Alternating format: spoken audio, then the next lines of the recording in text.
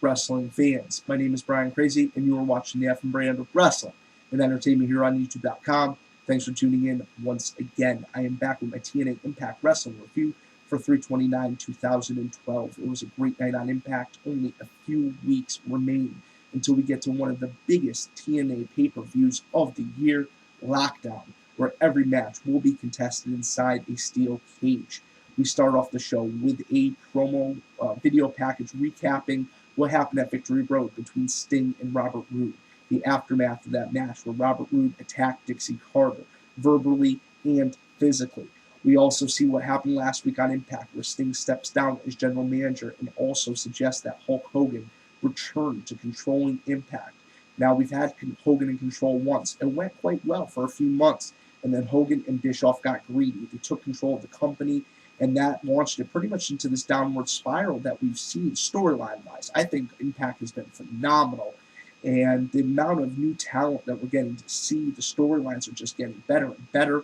But in the storyline, Immortal in that faction left TNA a mess. Hulk Hogan made his exit after Bound for Glory, and we've been kind of left in this quote-unquote dark ages, and that's what Dixie Carter is talking about a little bit later in the night with Hulk Hogan. You didn't leave this a good situation for me. Now I need you to come back and fix your wrongs. So after we see those video packages, we see Robert Roode come out to the ring with uniform security. James Storm comes out after Robert Roode cuts a short promo. James Storm is beginning to speak. This is when he is attacked by the Bully. Both men make their retreat from the ring, and James Storm regains his vertical footing. This is when James Storm challenges both men to a 2-on-1 handicap match. Storm and Roode agree. With those odds, who wouldn't? Then we go into the next segment. We see backstage with Gail and Madison Rayne. Gail is desperate to get her best friend Madison Rayne back. She needs another ally on her side. Gail has made a lot of enemies since returning to TNA Wrestling, and she needs another friend. Then we go into the next match. We see Velvet Sky pick up the win over Madison Rayne. Post-match, Christy Hemme catches up with Velvet, and Velvet says, "Hey, I never got my rematch, and Gail, I'm coming for you." Then we go into Robert Roode and Bully Ray backstage. Bully Ray makes it very clear to Robert Roode that he needs to be careful, especially when facing Storm only a couple weeks away inside that steel cage.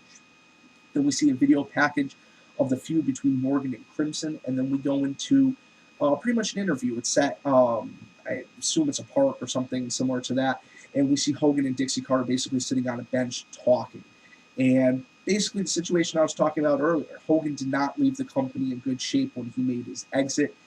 Of course, in the storylines, we have Roode, the leader of the Selfish Generation, basically running roughshod. We still have the remnants of the Immortal faction still running roughshod. Gunner, Bischoff, Bully Ray. We got Kazarian Daniels causing a whole bunch of trouble. And Dixie needs Hogan to come back and right his wrongs. Hogan is very unsure about this, but he says he will provide Dixie Carter with an answer by the time Impact goes off the air tonight. Then we go into Angle backstage. He's talking about Jeff Hardy, and he says if Jeff Hardy can pick up the win over Mr. Anderson tonight, Angle will face Hardy at Lockdown inside that steel cage. Now, this is a little piece of information. Angle did get injured this week during training for the Olympics. He has a hamstring pull. I hope he gets better soon, but if the MRI shows that the pull is worse, or the tear, is worse than he currently thinks, he might be sidelined from this year's Olympic Games. Then we see Austin Aries come out and cut a promo on Bully Ray. He says Bully Ray is his #1 problem right now. He's already defeated all the competition in the X division and basically wants to interject himself into that big 2-on-1 match and to even up the score a little bit. Austin Aries and Storm will go against Roode and Ray. Then we see Morgan and Crimson go to a double countout. This is a great match. I hope they feature this match at Lockdown. I was a little curious why they would put such a high caliber, such a pay-per-view quality match on Impact, but with the finish, we didn't get to see a conclusion, and that's what they could provide at the pay-per-view, the conclusion that the fans want to see. Will Crimson be defeated by Matt Morgan, who looks like he has the upper hand in this feud, or will Crimson somehow remain undefeated? Only time will tell. Then we see Joseph Park, who is Chris Park, Abyss. He is backstage, and he's still looking for his brother in the storyline. He's in the production truck, and he's speaking with members of the production crew. They do not know anything about Abyss's whereabouts. And then we see Mr. Anderson square off one-on-one versus Jeff Hardy. Now, this is a very good match. It's a lot of back and forth action until Kurt Angle interjects himself into this match. He slides into the ring, hits the low blow on Jeff Hardy, costing him the match. Anderson gets the roll up, 1, 2, 3, gets the pin. Angle will not face Hardy at Lockdown, as it stands. Then we go into the official unveiling of the music video for James Storm's song Long Necks and Rednecks. It's a pretty good song. I'm not really big on country music, I'll be honest, but I am open to all types of music. And hey, I sat back, I listened to it. It's a pretty well done video. And good stuff for James Storm, definitely. Then we see Eric Young and ODB at the wedding planner. The wedding planner is very overt with her sexual mannerisms and suggesting that she's also does bachelor parties, this, that, and the other. ODB is not having it and tells her to beat it. She doesn't want anything fancy. It's just going to be the Knockouts Tag Team Champions getting married. Okay. And it's a man with a woman. All right. Then we go to Eric Bischoff and Garrett Bischoff in the ring. Eric Bischoff comes out and cuts a promo. This is when Garrett comes out and basically shuts his father up, ends up shoving him to end the segment.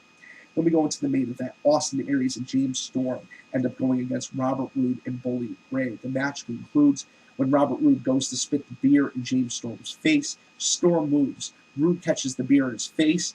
And then basically Robert Roode Bully Ray fed Robert Roode right to James Storm for the last call super kick, got out of the ring and watched the match finish, didn't even try to save his partner. Now, we've seen this in past weeks. Roode is out for himself. He's really not caring about Ray, and Ray is down to be a team.